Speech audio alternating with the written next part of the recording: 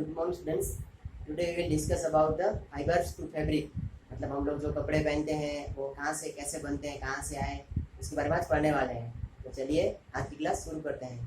तो सबसे पहले है नेचुरल फाइबर्स। फाइबर्स मतलब फैब्रिक है ना, दो टाइप के, मतलब नेचुरल फाइबर में जो बनाते हैं वो नेचुरल फैब्रिक होते हैं, और ये है मेड मतलब उसमें कुछ कंडीशन करके या फिर हम लोग एकदम उसको सिंथेसाइज करके बनाते हैं, उसको बोल देंगे हम लोग आर्टिफिशियल या फिर मेड फैब्रिक।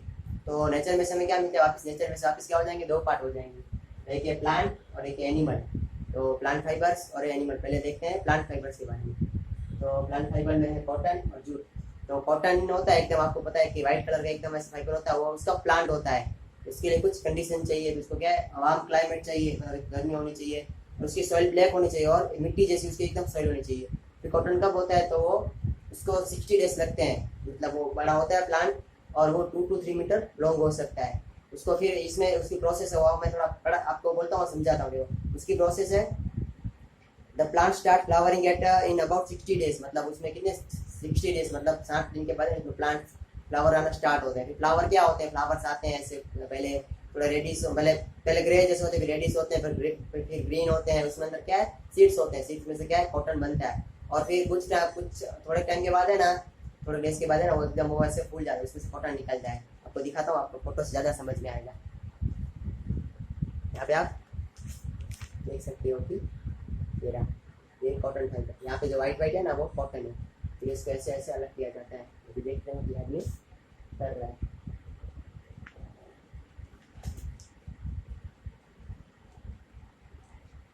ये आपको इसमें समझ में आ गया होगा कि कॉटन है वो क्या ब्रस्ट हो जाते हैं, मतलब वही खुल जाते हैं, इसमें से हम लोग कॉटन अलग कर पाते हैं। फिर उसके बाद है जूट।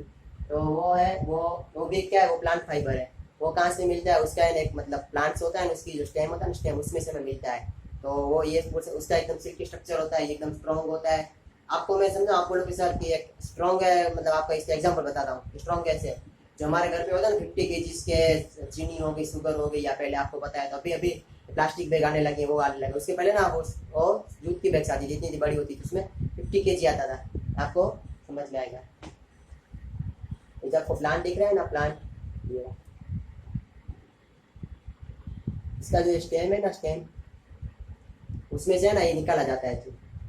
फिर प्रोसेस किया जाता है आगे, और ये सब इसका में है। उसके बारे में कुछ इसकी प्रॉपर्टीज है, मैं आपको समझाता हूँ। स्टेम में से निकल जाता है वो कितना 2.5 to 3.5 लॉन्ग होता है। वो इसका प्लांट्स कैसा होता है, पेल येलो होता है कलर, इसका ऐसा कलर होता है। फिर इसमें वेरी स्ट्रॉन्ग, वो एकदम स्ट्रॉन्ग बनते हैं। ये आपको मुझे लगता है कॉटन और जूट के बारे में समझ में आ गया। ये भी प्लांट है, ये भी प्लांट है। ये व्हाइट कलर का होता है, ये पेल येलो कलर का होता है। इसका एग्जाम्पल क्या है, बैग्स आती थी 50 kg की, अभी भी मतलब आती है, ज़्यादा स्ट्रॉन्ग होता है ये। इसके बाद है एनिमल फाइबर्स। एनिमल फाइबर्स हैं वुल्स एंड, आप देख सकते हो सिल्क। वुल कहाँ से मिला, सीप्स होती है, सीप्स होते हैं, याक्स होते हैं, गोट्स होते हैं, उनका क्या बालों को निकाला जाता है, उसमें से हमें ये वुल मिलता है। सिल्क आपको पता है कि सिल्कॉन से मिलता है। ये भी मैं आपको दिखाता हूँ फोटो में, आपको ज़्यादा समझ में आएगा। यहाँ पे आप देख सकते हो कि इसकी बॉडी में कितना सारा ये वुल है। यहाँ पे भी आप देख सकते हो दूसरे, ये जब एनिमल्स हैं।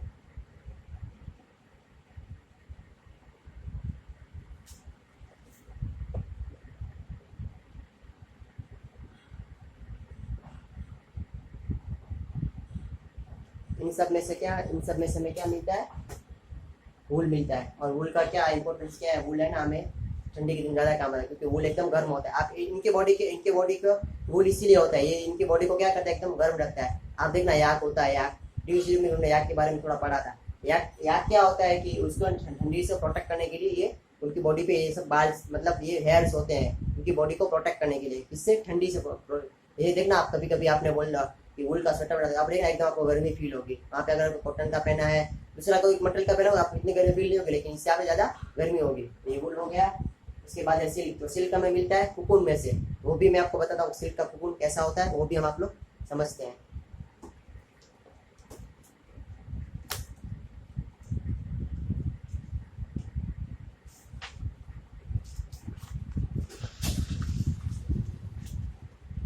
ये है ना, ये एकदम ऐसा सिल्क का कुकुन होता है। ये पूरी प्रोसेस है सिल्क की, लेकिन उसमें कुकुन ये होता है। मतलब सिल्क क्या करता है कि अपने आसपास है ना रहने के लिए वो जो बना था ना व्हाइट कलर का, उसको बोलते हैं कुकुन।